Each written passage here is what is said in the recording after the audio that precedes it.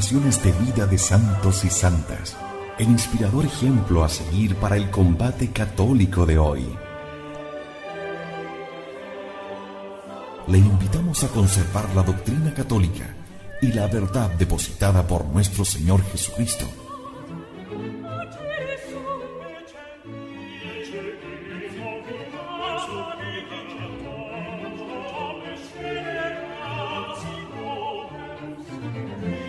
Somos Convicción Radio, auténtico catolicismo, por la gloria de Dios y la salvación de las almas.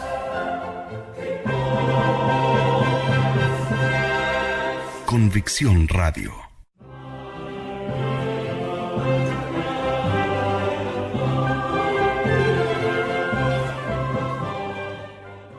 Una vez más, queridos amigos, llega hasta ustedes Vida de Santa Teresita de Lisieux.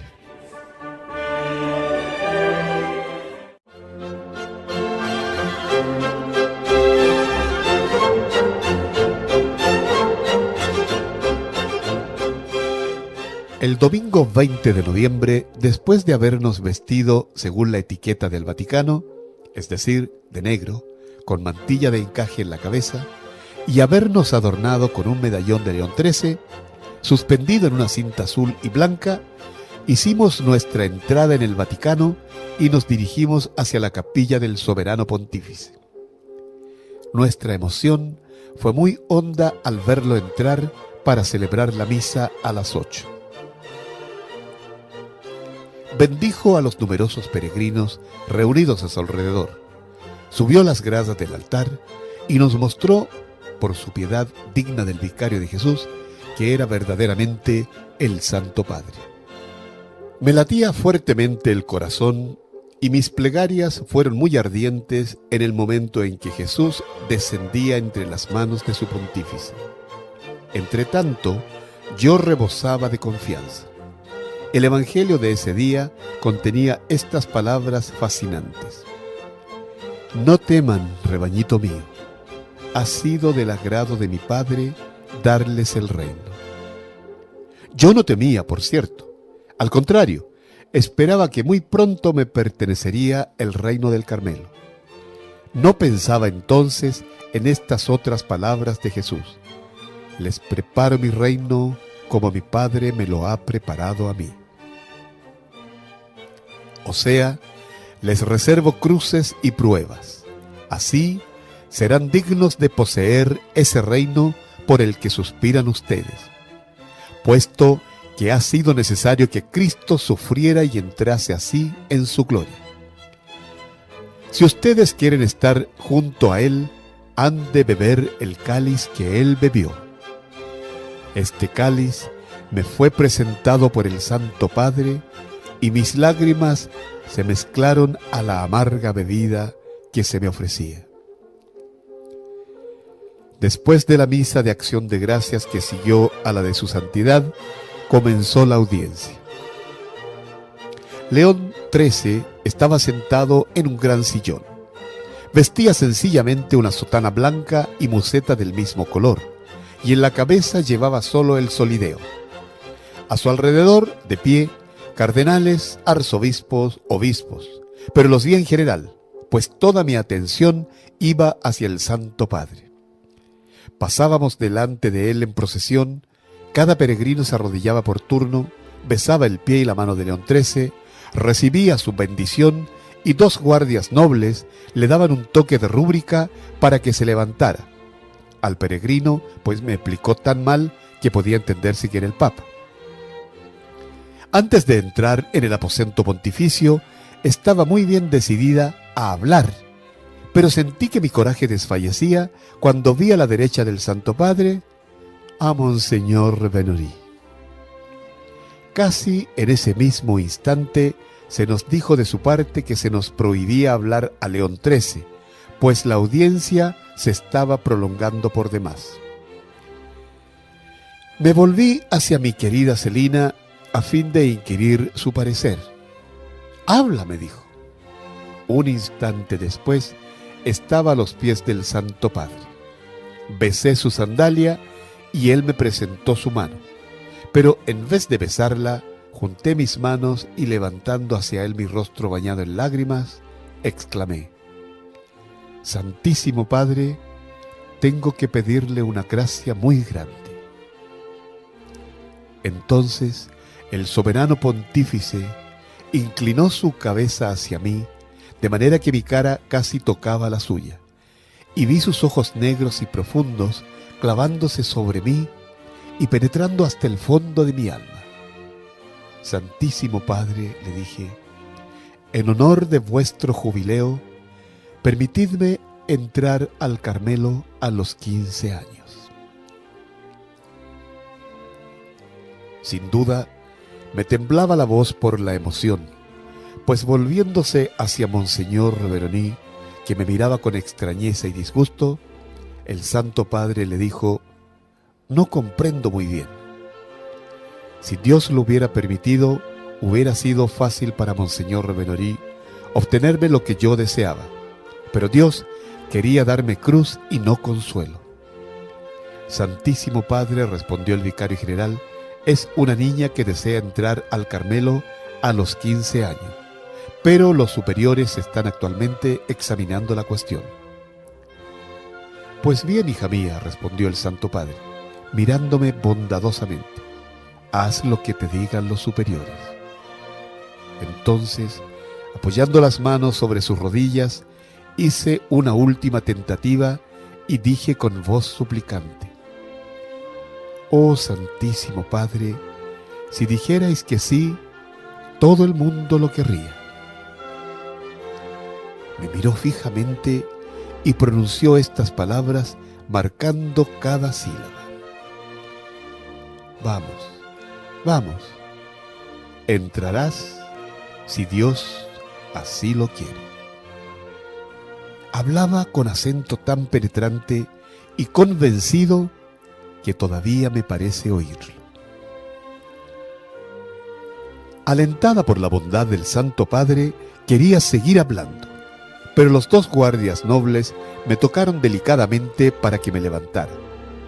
Viendo que esto no bastaba, me tomaron por los brazos y Monseñor Reveroni los ayudó, porque yo permanecía con las manos juntas, apoyadas sobre las rodillas de León XIII, y me arrancaron a viva fuerza de junto a sus pies.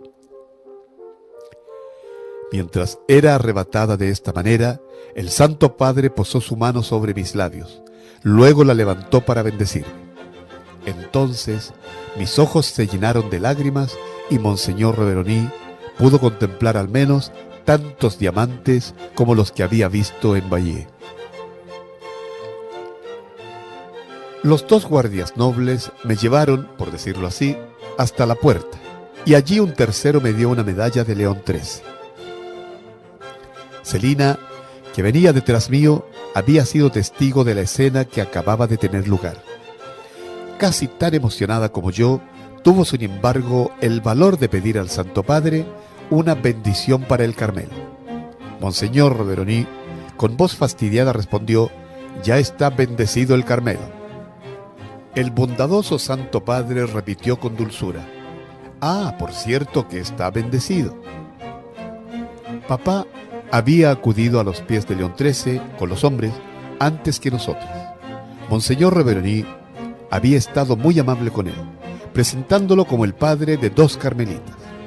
El soberano pontífice, como señal de una particular benevolencia, posó su mano sobre la cabeza venerable de mi rey querido, como si lo marcara con un misterioso sello en nombre de aquel a quien representa verdaderamente. Ahora que este padre de 4 carmelitas está en el cielo, ya no es la mano del pontífice la que reposa sobre su frente, profetizándole el martirio.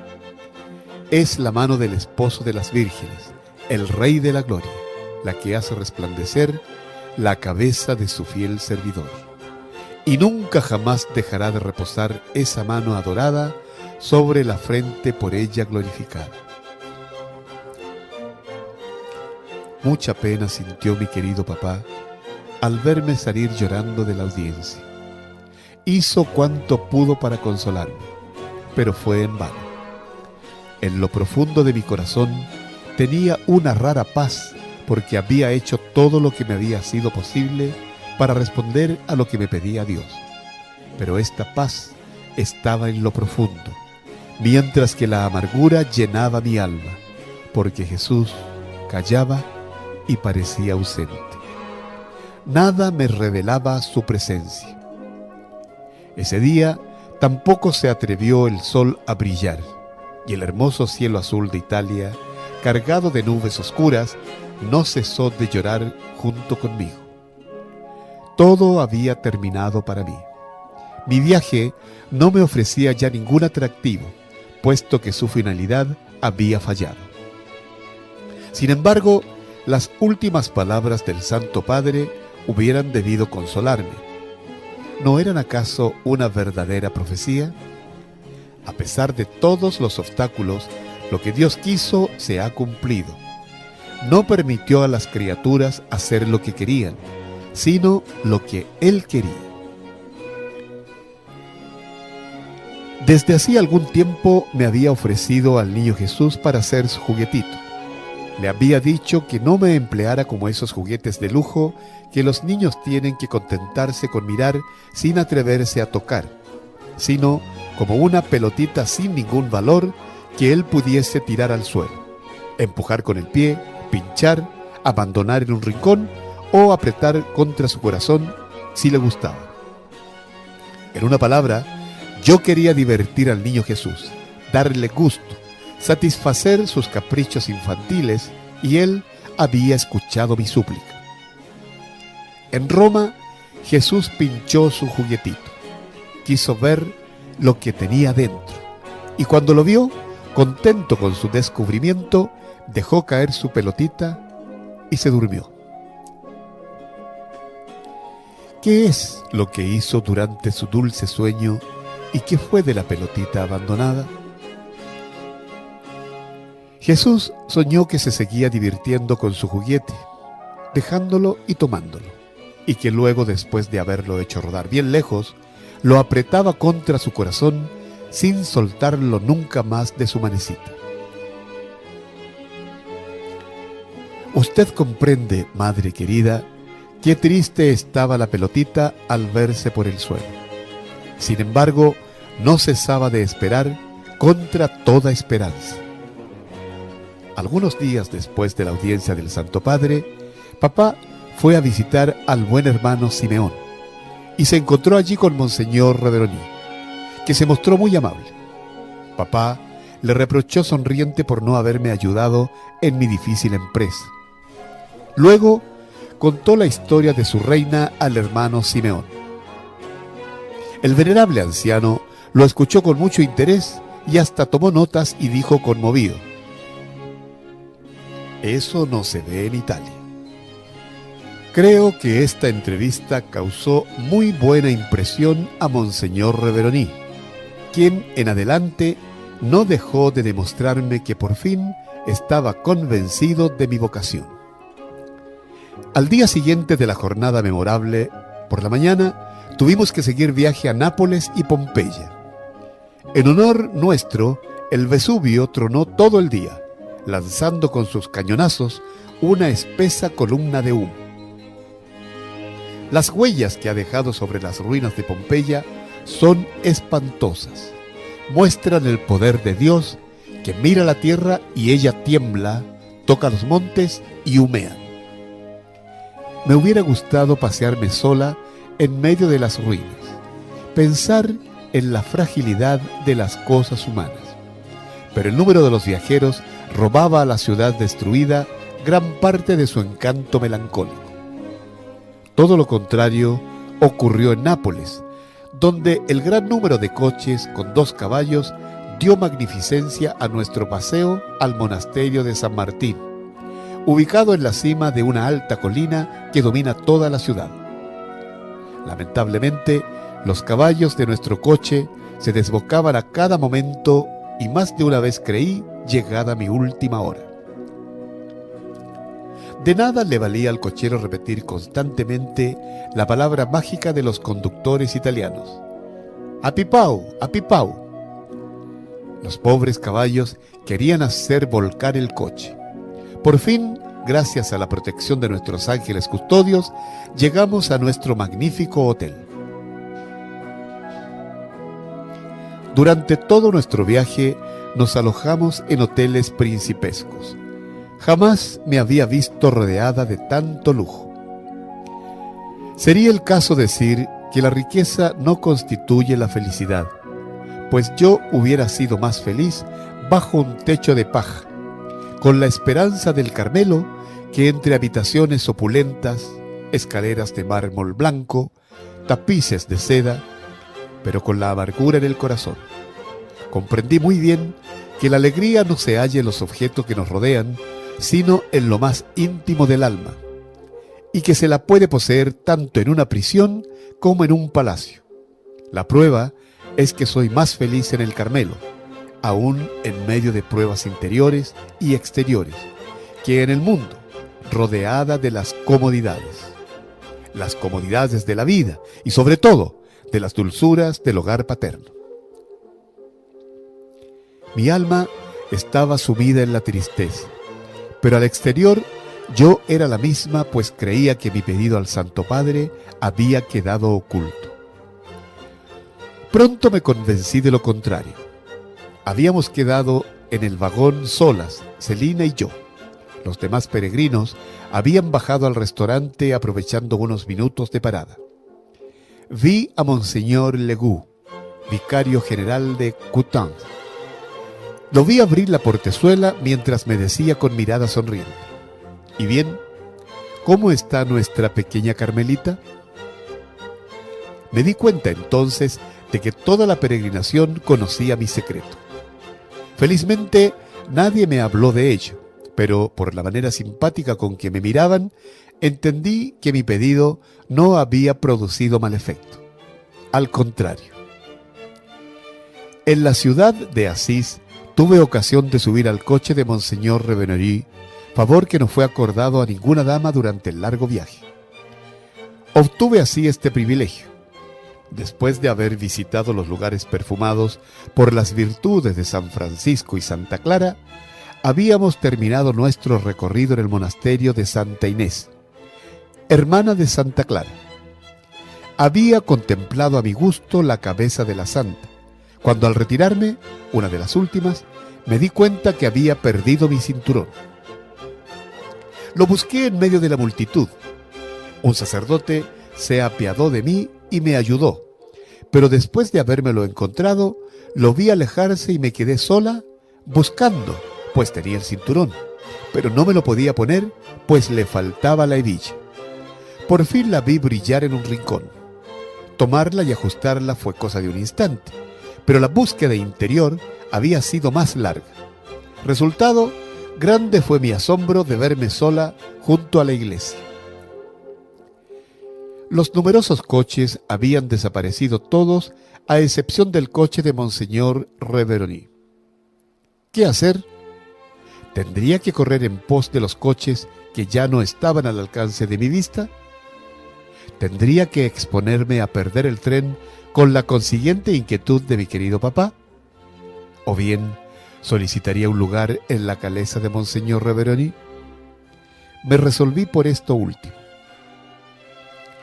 Con la expresión más amable y la mayor desenvoltura posible, a pesar de mi gran confusión, le expuse lo crítico de mi situación y lo puse a él en un aprieto, pues su coche estaba enteramente ocupado por los señores más distinguidos de la peregrinación.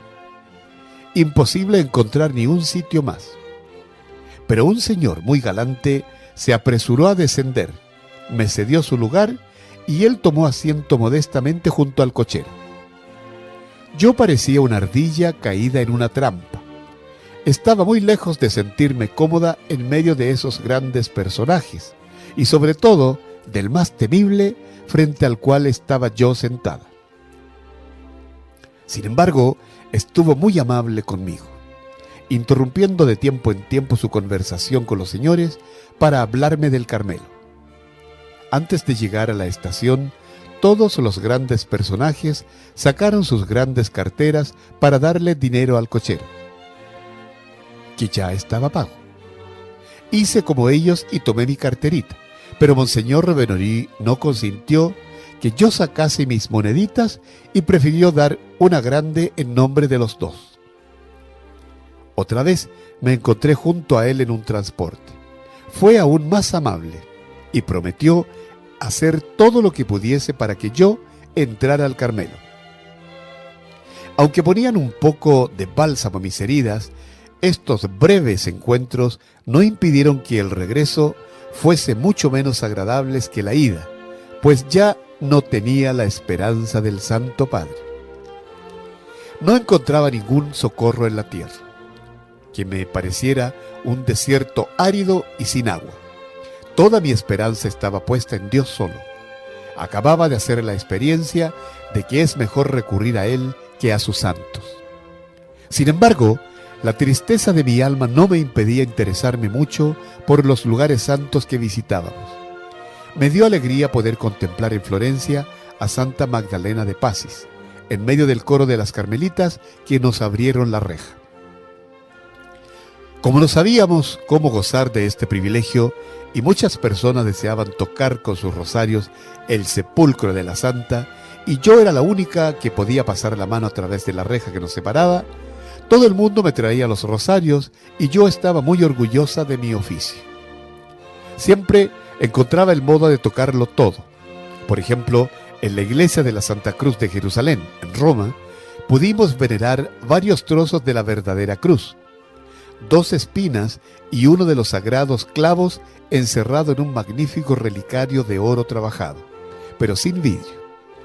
Al venerar la reliquia, me ingenié para deslizar mi dedo meñique en uno de los agujeros del relicario y pude tocar el clavo que había sido bañado por la sangre de Jesús. Verdaderamente era demasiado audaz. Felizmente, Dios, que ve el fondo de los corazones, sabe que mi intención era pura y que por nada del mundo hubiera querido desagradarle. Me comportaba con él como una niña que cree que todo le es permitido y considera suyos los tesoros de su padre. No puedo comprender todavía por qué las mujeres son tan fácilmente excomulgadas en Italia. A cada momento nos decían: no entren aquí, no entren allí, van a quedar excomulgados. Ah, pobres mujeres, qué despreciadas son. Sin embargo, aman a Dios en número mucho mayor que los hombres. Y durante la pasión de nuestro Señor, las mujeres se mostraron más valientes que los apóstoles, ya que no se intimidaron ante los insultos de los soldados y osaron enjugar la faz adorable de Jesús. Por eso, sin duda, permite Él que su dote en la tierra sea el desprecio, puesto que le eligió también para sí. En el cielo demostrará que sus pensamientos no son como los de los hombres, porque entonces las últimas serán las primeras. Más de una vez durante el viaje no tuve la paciencia de esperar hasta el cielo para ser la primera. Un día visitábamos un monasterio de carmelitas. No me contenté con seguir a los peregrinos por las galerías exteriores y me adelanté hacia los claustros interiores. De repente vi un anciano carmelita que desde lejos me hacía señal de retirarme, pero en vez de alejarme me le acerqué y apuntando a los cuadros del claustro le dije por señas que eran lindos. Sin duda que por mis cabellos sueltos y por todo mi aspecto se dio cuenta de que era una niña. Me sonrió con bondad y se alejó viendo que no estaba frente a una enemiga. Si hubiera sabido hablar italiano, le habría dicho que era una futura carmelita, pero por causa de los constructores de la Torre de Babel me fue imposible. Después de haber visitado Pisa y Génova, retornamos a Francia. Durante todo el recorrido, la vista era magnífica. A veces íbamos bordeando el mar y el ferrocarril estaba tan cerca que me parecía que las olas llegarían hasta nosotros. Este espectáculo fue debido a una tormenta y era por la tarde, lo que tornaba la escena más imponente aún.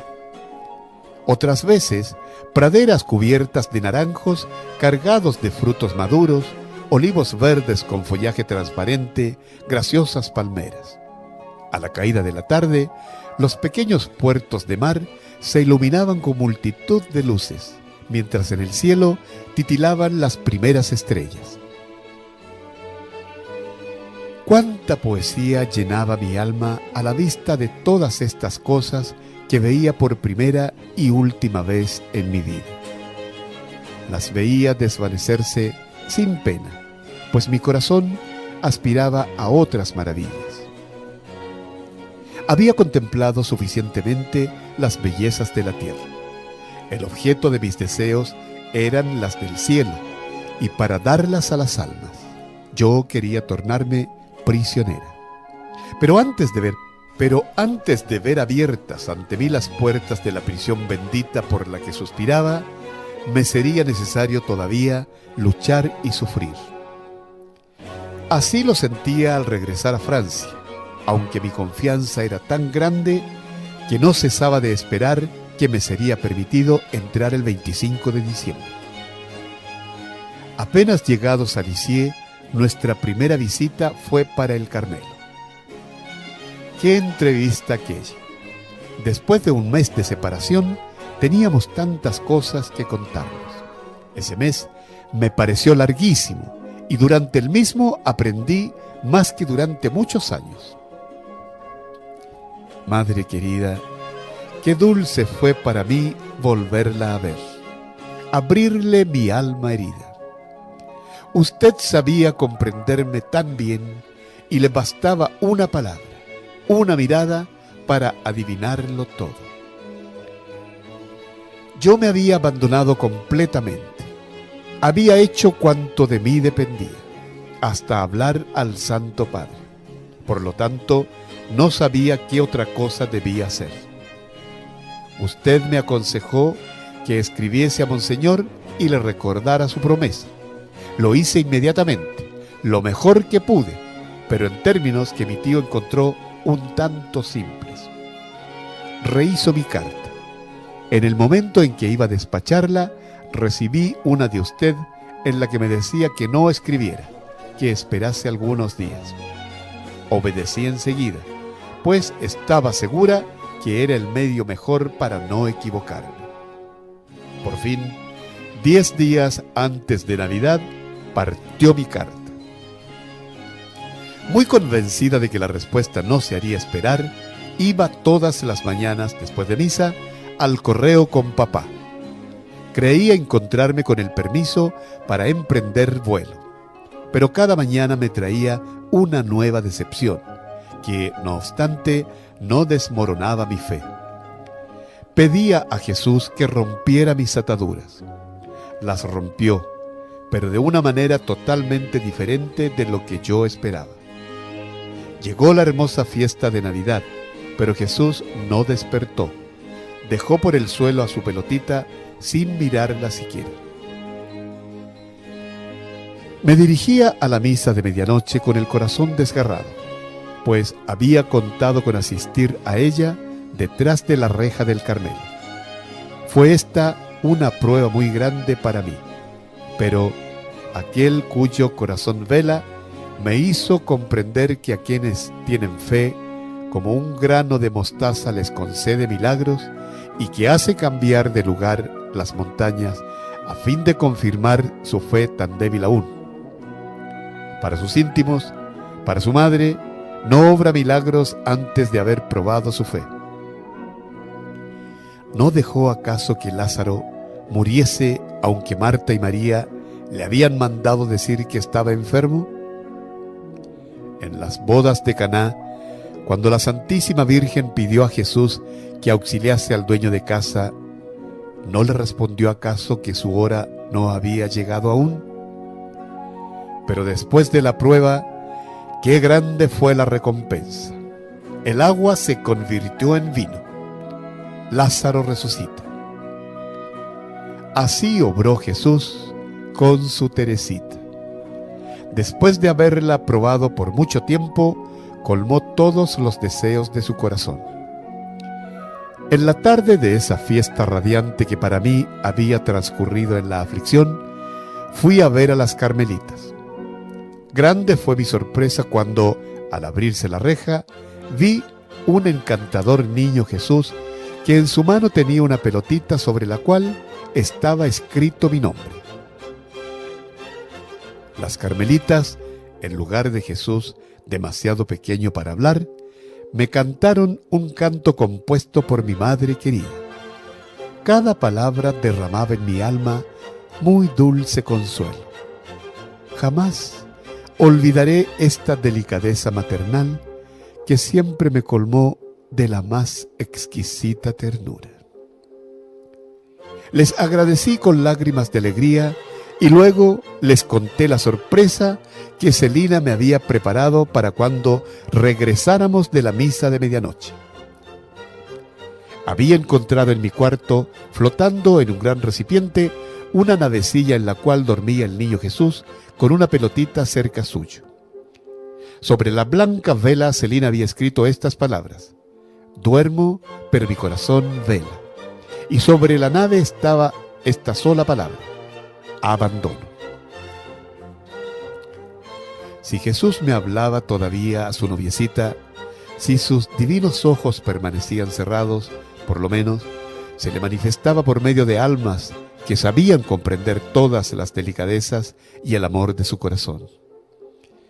El primer día del año 1888, Jesús me regaló una vez más su cruz, pero esta vez debí llevarla sola, pues me resultaba tanto más dolorosa cuanto que no alcanzaba a comprenderla.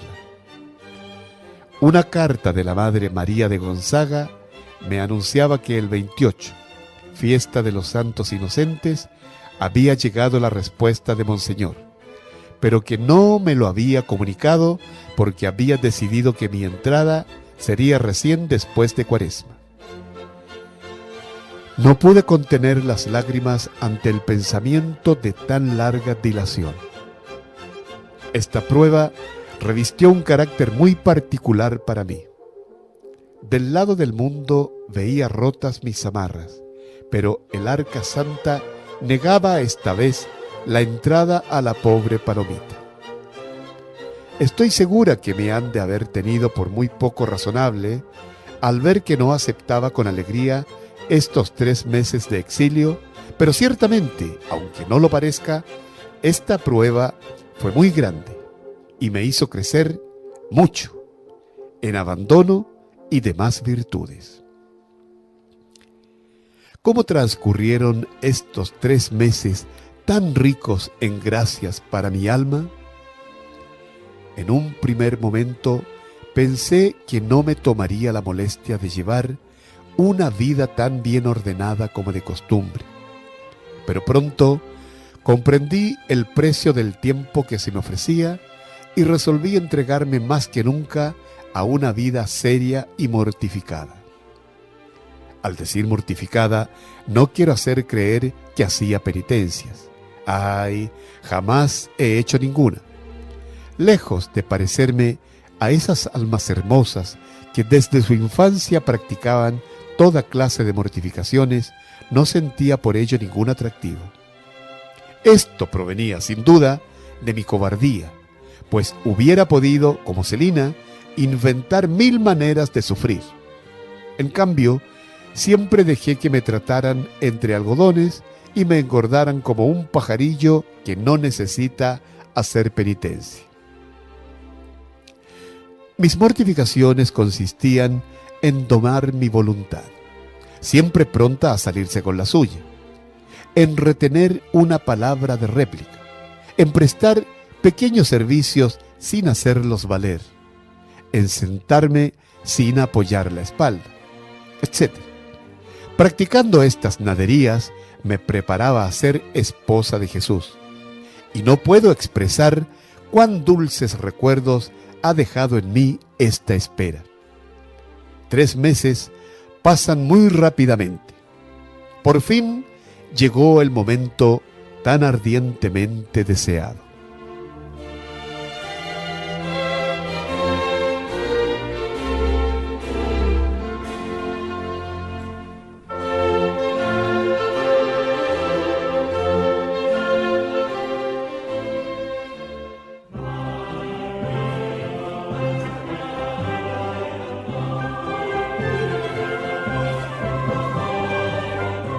narraciones de vida de santos y santas, el inspirador ejemplo a seguir para el combate católico de hoy. Le invitamos a conservar la doctrina católica y la verdad depositada por nuestro Señor Jesucristo.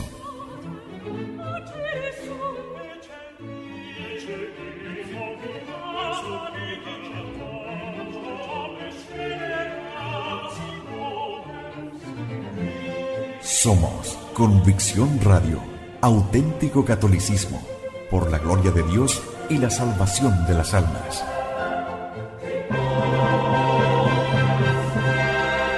Convicción Radio.